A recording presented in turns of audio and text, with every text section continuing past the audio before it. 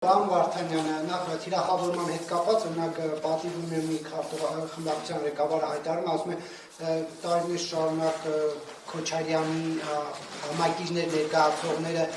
քննադատել են, արշավ են կազմակերպել Սերժ Սարգսյանի դեմ եւ տարակուսած են հանրապետականում, ասում են Քոչարյանը մի քայլ չի արել անգամ, որ զսպի նրան։ Նախ այս մասով ինչ կասեք, ինչու չեք զսպել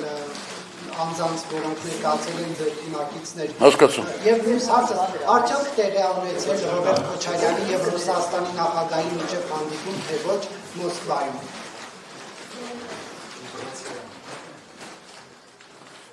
Նախ ասեմ, որ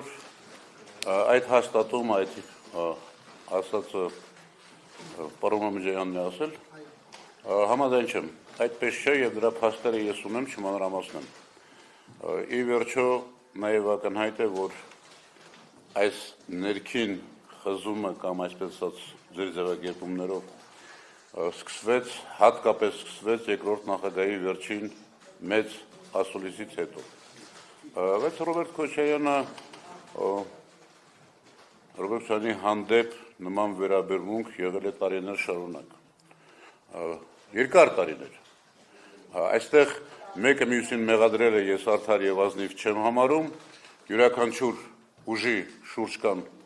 համակիրներ եւ այդ համակիրները ամեն մեկ անհատականություններ, անհատներ են, փակել բոլորի բերանը ճիշտ չէ եւ արդար չէ, ամեն մեկ իր տեսակետն է հայտնում, բայց հատկապես կրկնում եմ երկրորդ նախագահի մեծ ասուլիսից հետո Քոչարյանի հանդեպ ճնշումներ չասեմ Քոչարյանին դժվար է ճնշելը, չափից ավելի մեծացել են։ Եվ եթե որևէ մեկը փորձի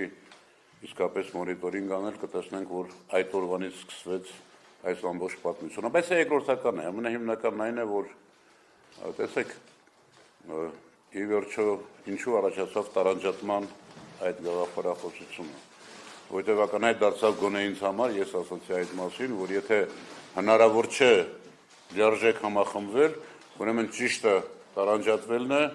եւ ամեն մեկ իր կարողացածի, իմացածի, պատկերացրածի